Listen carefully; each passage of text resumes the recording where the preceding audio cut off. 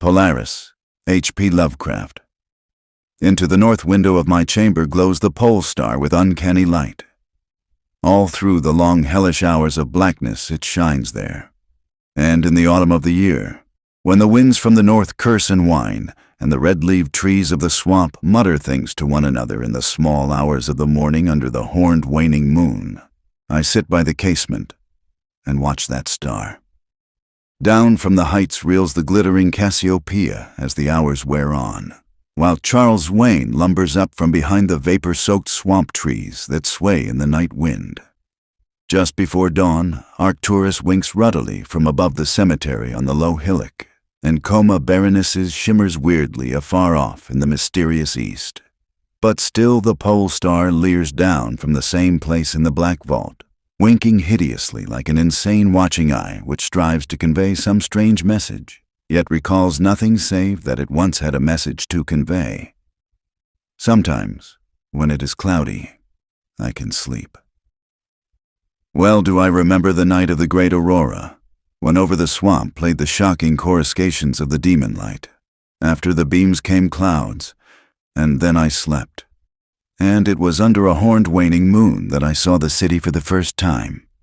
Still and somnolent did it lie, on a strange plateau in a hollow betwixt strange peaks. Of ghastly marble were its walls and its towers, its columns, domes, and pavements.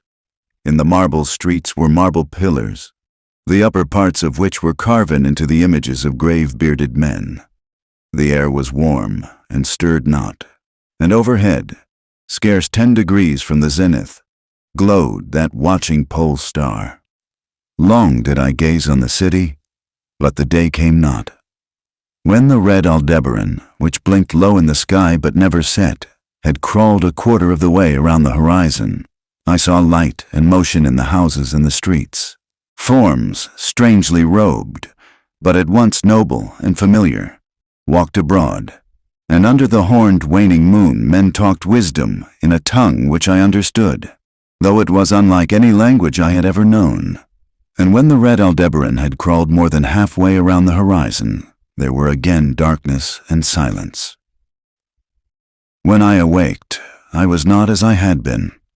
Upon my memory was graven the vision of the city, and within my soul had arisen another and vaguer recollection, of whose nature I was not then certain.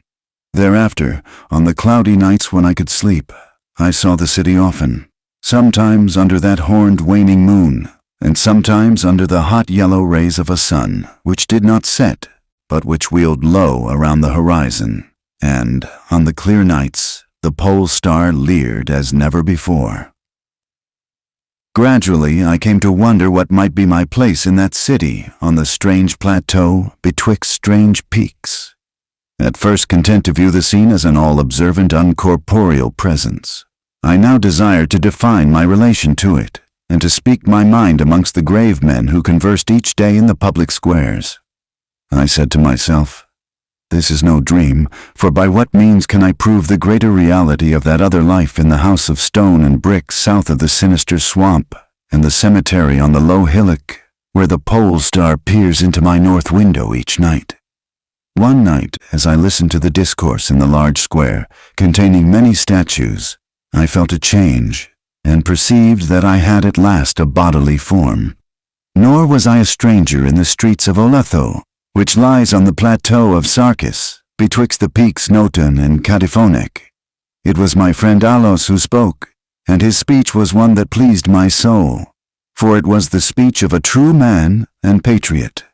That night had the news come of Dikos' fall, and of the advance of the Anutos, squat, hellish yellow fiends who 5 years ago had appeared out of the unknown west to ravage the confines of our kingdom, and finally to besiege our towns.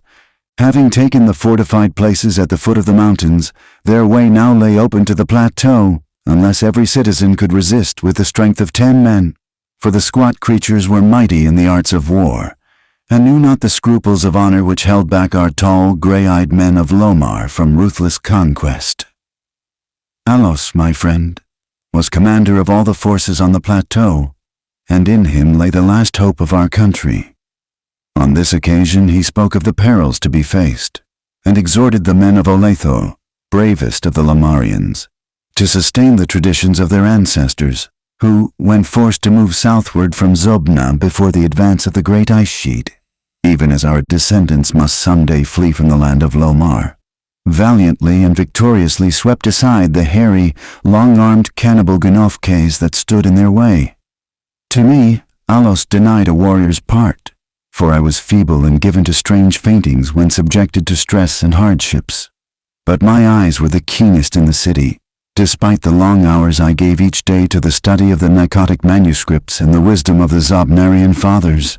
So my friend, desiring not to doom me to inaction, rewarded me with that duty which was second to nothing in importance. To the watchtower of Thapnin he sent me, there to serve as the eyes of our army. Should the Inutos attempt to gain the citadel by the narrow pass behind the peak Noton, and thereby surprise the garrison, I was to give the signal of fire which would warn the waiting soldiers and save the town from immediate disaster. Alone, I mounted the tower, for every man of stout body was needed in the passes below. My brain was sore dazed with excitement and fatigue, for I had not slept in many days.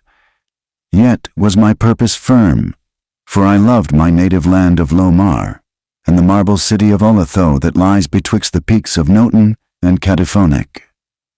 But as I stood in the tower's topmost chamber, I beheld the horned waning moon, red and sinister, quivering through the vapors that hovered over the distant valley of Banoff, and through an opening in the roof glittered the pale pole star, fluttering as if alive, and leering like a fiend and tempter. Methought its spirit whispered evil counsel, soothing me to traitorous somnolence with a damnable rhythmical promise which it repeated over and over. Slumber, watcher, till the spheres, 26,000 years, have revolved, and I return to the spot where now I burn. Other stars anon shall rise, to the axis of the skies, stars that soothe and stars that bless, with a sweet forgetfulness. Only when my round is o'er, shall the past disturb thy door. Vainly did I struggle with my drowsiness, seeking to connect these strange words with some lore of the skies which I had learnt from the Nicotic manuscripts. My head, heavy and reeling, drooped to my breast, and when next I looked up, it was in a dream, with the pole star grinning at me through a window from over the horrible swaying trees of a dream swamp.